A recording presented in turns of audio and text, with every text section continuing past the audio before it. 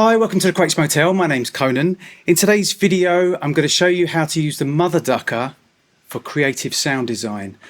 Now, this technique in the 80s, when I first heard it and I first started using it, it was just called trigger gating or just gating. But in the 90s, trance producers started using it in their productions quite a lot, and it kind of got the name trance gate.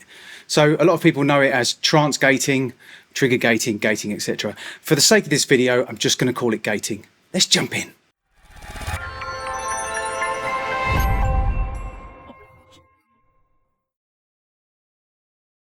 So we all know that the mother ducker can be used for that classic effect where you duck the sample or duck the bass, or you know how they use it in boom bap, how they use it in that house, that kind of thing. But the mother ducker can be used in so many other ways if you just open your mind, just think a little bit creatively. One of the ways it can be used is what I'm going to demonstrate today, which is to rhythmically control sounds. You can do it with pads or vocals or anything like that. I'm going to use it on a pad today, and what I'm going to do is I'm going to do this live on the fly without any edits, hopefully, just to show you how quickly and how easy it is to set up. So I'm going to go into an empty project.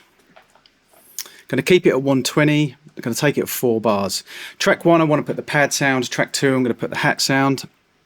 So track 1, I'm going to make that a plug-in, and we'll pick a sound. We want a pad sound, so let's take furry pad, and that's fine. If we go into pad perform, activate chords, there we go. So I'm just going to record something very, very basic.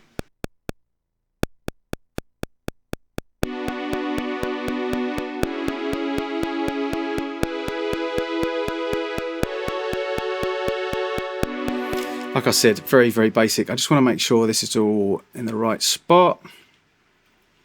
Yes, it is. But what I want to do is I want to make sure these are all to the end of the bar. So I'll just do that with the data wheel and edit end. That should now put them all at 1 bar length.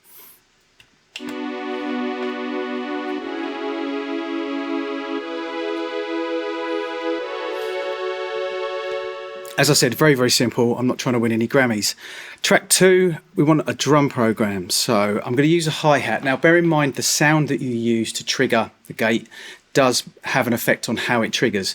So when I used to use it on very early kind of house productions and stuff in the 80s and early 90s, I tended to use a hi-hat off a 909.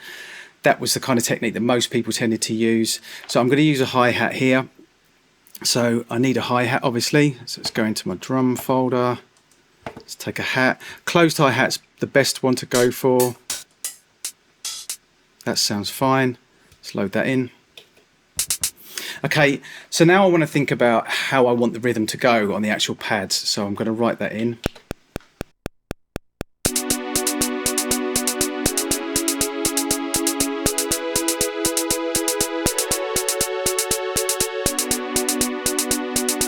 Again, nothing super complicated. Now's where the fun begins. So on track 1, which is the pads, I want that to be the mother ducker. So let's choose mother ducker. It should be on bus 1 by default. Track 2, which is the hi-hat, I want mother ducker input. So let's go to mother ducker input. That should also be on bus 1. We need to make sure they're on the same bus, but it should be on bus 1 by default anyway. But obviously you can change that. But if you do change it, make sure they're both on the same one. So now if we go into the pad where we can control mother ducker. So take off auto because you want to be able to control the release. Let's take the release all the way down to 1 millisecond. Attack all the way down to 1 millisecond.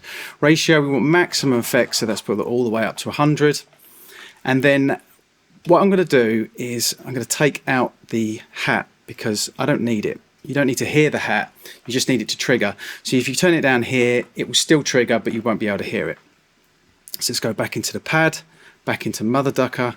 And now when I start bringing down the threshold, you're going to hear the effect.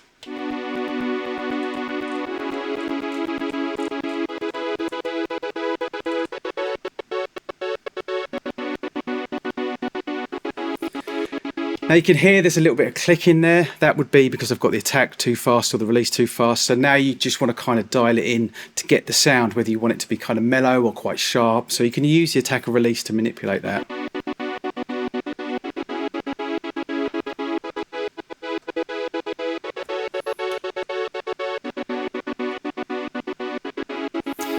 think I like it on maximum release, but I've taken the attack up a little bit just to get rid of that click.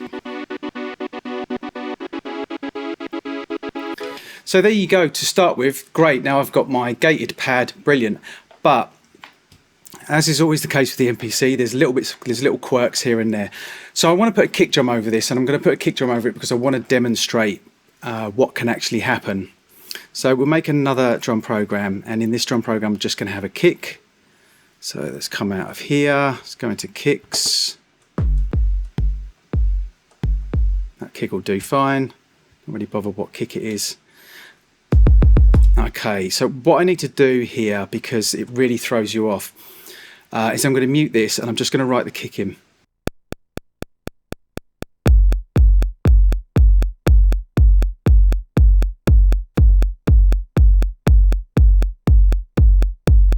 Okay, now see what happens now when I take this out of mute.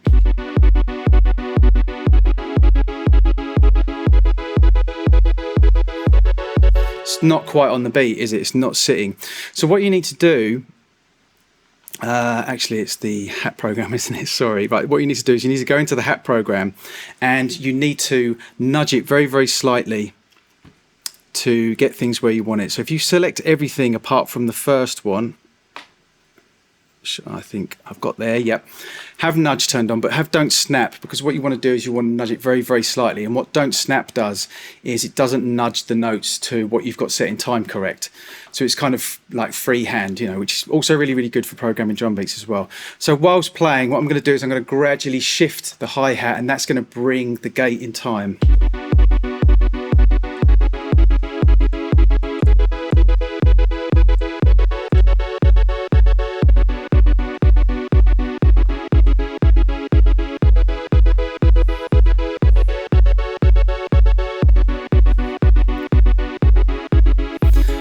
Okay, so now I've got that in time, little bit of a workaround, nudging it. But what happens is then the first note sort of glitches a little bit. So what you then have to do as another workaround is, or what you can do if you want to, is resample onto a pad, and then you can chop up the sample as you want. What you can also do as well though, if you want, and this is actually quite nice, is just to completely delete the first note, which I've done there, and now you'll hear.